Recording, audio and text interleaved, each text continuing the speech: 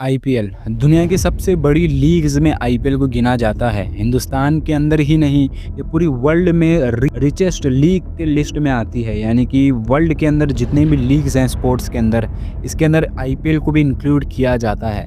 और आईपीएल के अंदर हर एक कंट्री, यानी कि पूरी दुनिया में जितनी भी कंट्रीज़ हैं वहाँ से बहुत सारे प्लेयर्स आते हैं। हर एक कंट्री अपने प्लेयर्स को आईपीएल में भेजती इसलिए है बिकॉज दे नो आईपीएल कितना बड़ा इवेंट है एंड यहाँ से बहुत सारे बड़े खिलाड़ी उभरते हुए देखने को मिले हैं। बट एक ऐसी कंट्री जिसको आईपीएल की तरफ से ना ही कॉल आता है और ना ही वो खेल पाते हैं, एक ऐसी कंट्री जिसको बीसीसीआई ने पूरी ऑल टाइम के लिए, लाइफ टाइम के लिए बैंड लगा दिया।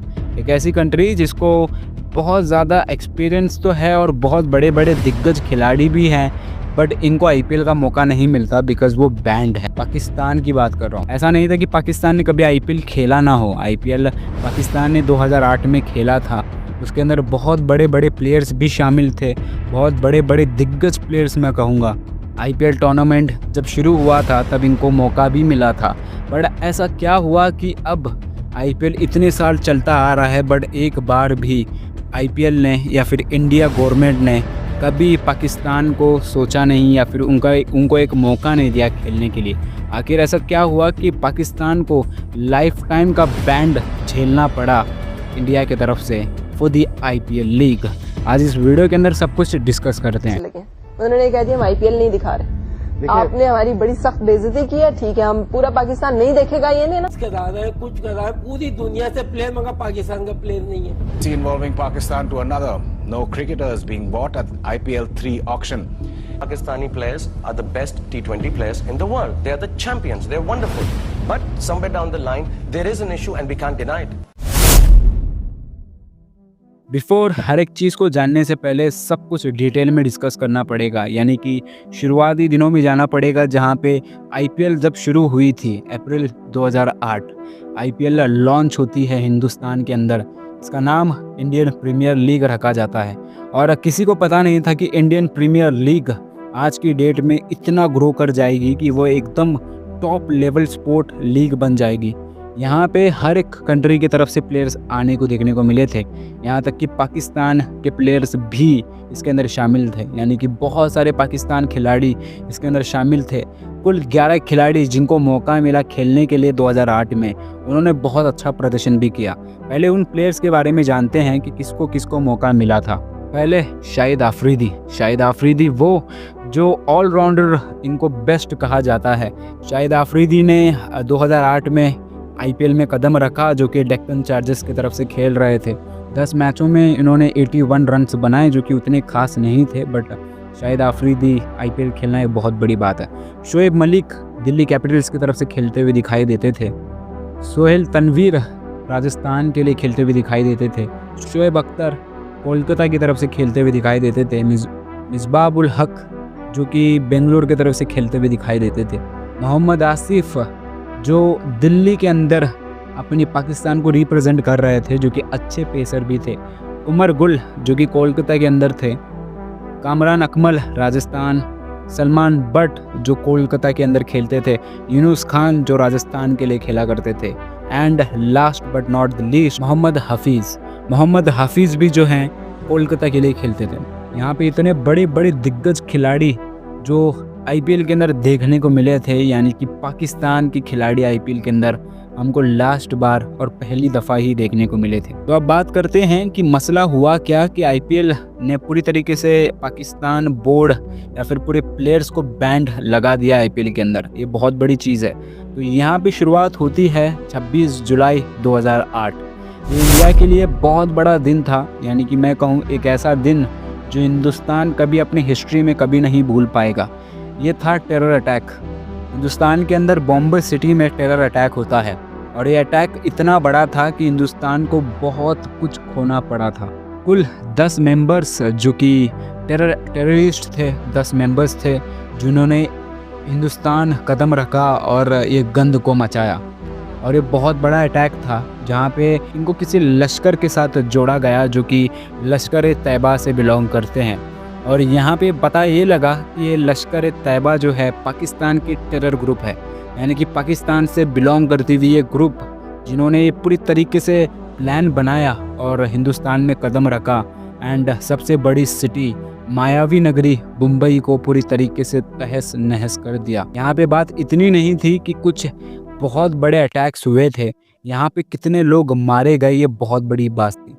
166 पीपल जो कि मारे गए थे, इनमें बच्चे भी थे, फॉरेनर्स भी थे और काफ़ी सारे हिंदुस्तान के व्यक्ति जो लेडीज़ मेंस सब लोग इसके अंदर इंक्लूडेड थे।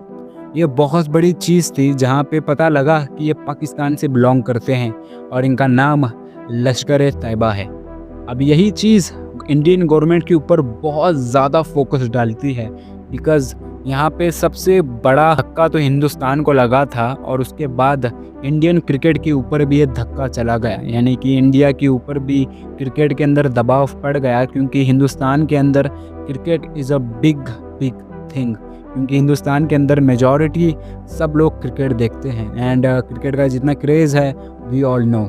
एंड यहाँ पे हिंदुस्तान के अंदर जो है जब ये अटैक हुआ तो पता लगा कि पाकिस्तान ने ही ये करवाया था और जो भी खिलाड़ी आने वाले हैं क्रिकेट खेलने के लिए उनको टोटल बैंड किया जाए। अब ये दो चीज़ें थी, देखो यहाँ पे हिंदुस्तान की सेफ्टी के लिए ये करना पड़ता है एंड ऑल्सो अगर पाकिस्तान ने ये किया है तो ये बहुत बड़ी गंदी चीज़ थी। पाकिस्तान की गवर्नमेंट की वजह से पाकिस्तान के रहने वाले इंसानों यानी कि प्लेयर्स को भी ये धक्का पहुंचा जो कि उनके करियर के ऊपर बहुत ज़्यादा इम्पैक्ट पड़ चुका था। एंड देन बीसीसीआई ने डिसाइड किया कि अब पाकिस्तान के एक भी प्लेयर को जगह नहीं मिलेगी और हिंदुस्तान ने ऑल टाइम बैंड लगा दिया पाकिस्तान प्लेयर्स के ऊपर। अभी रही बात ये थी कि हिंदुस्तान और पाकिस्तान के बीच में जो भी जंग थी वो एक्चुअल में प्लेयर्स के ऊपर भी पड़ गई और यहाँ से ही हिंदुस्तान वर्सेस पाकिस्तान एक मेजर मैच को बड़ा बना दिया गया बिकॉज़ यहाँ से सबका ईगो बीच में आने लगा। पाकिस्तान बोर्ड क्रिकेट ने बहुत बार ये कहा चिल्ला के कि हमने कुछ नहीं किया और फिर उन्होंने एक और नैरेटिव भेजा जो भी उन्होंने कहा कि अगर जहां हमारी इज्जत नहीं वहां हम काम नहीं करते और हम हमारे प्लेयर्स को वहां नहीं भेजते। यहाँ तक कि प्लेयर्स के ऊपर भी ईगो आ गया था कि उनको लगा कि हिंदुस्तान ने सिर्फ एक चीज़ की वजह से हम सबको बैंड किया, शायद हम ना ही खेले। कुछ खिलाड़ी ये कह रहे थे, कुछ खिलाड़ी अभी भी कहते हैं कि हिंदुस्तान प्लीज़ हमको बुला ले, हम भी क्रिकेट खेलना चाहते हैं, हम भी IPL खेलना चाहते हैं। अभी यहाँ पे कंपैरिजन होता तब है जब पाकिस्तान अपनी लीग निकालती है जो कि PSL है।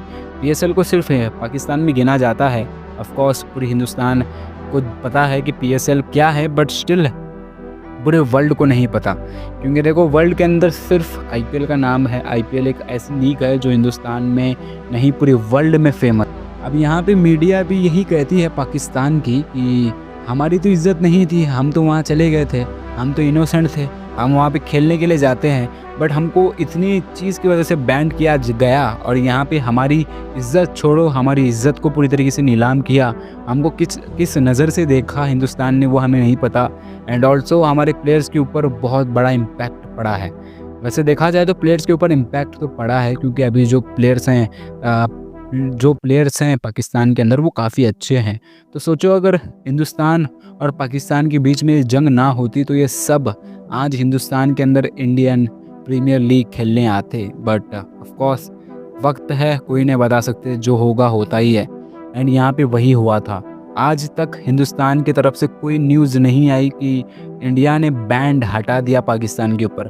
हमारी भारत में ये बहुत बड़ी चीज़ है कि देखो बॉम्बे अटैक जब हुआ था ये सिर्फ बॉम्बे अटैक नहीं था, ये पूरे हिंदुस्तान का अटैक था जो टेररिस्ट ने किया था। ये बहुत बड़ी चीज़ थी। तो ऑफकोर्स ये जो चीज़ की थी ये BCCI की तरफ से आया था एंड गवर्नमेंट ने भी इसके ऊपर दबाव डाला था।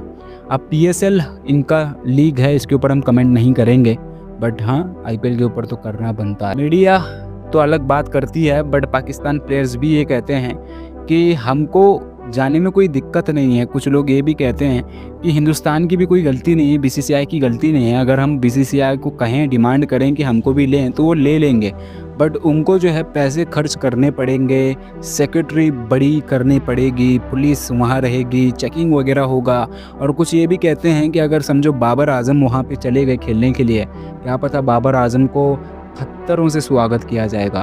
तो ये बहुत अलग अलग नैरेटिव लाते हैं पाकिस्तान वाले, बट ये खैर अलग बात है।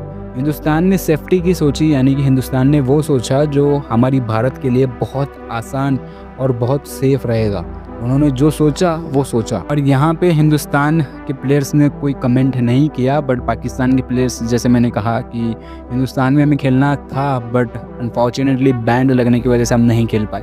आप सबका क्या ख्याल है इसके ऊपर कमेंट में बताना, चाहे आप पाकिस्तान से हो, इंडिया से हो या फिर बांग्लादेश, जहाँ से भी हो, कमेंट ज़रूर करके अपने ओपिनियन बताना कमेंट के अंदर। कैसी वीडियो थी, क्या था सब कुछ। मिलते हैं नेक्स्ट वीडियो में।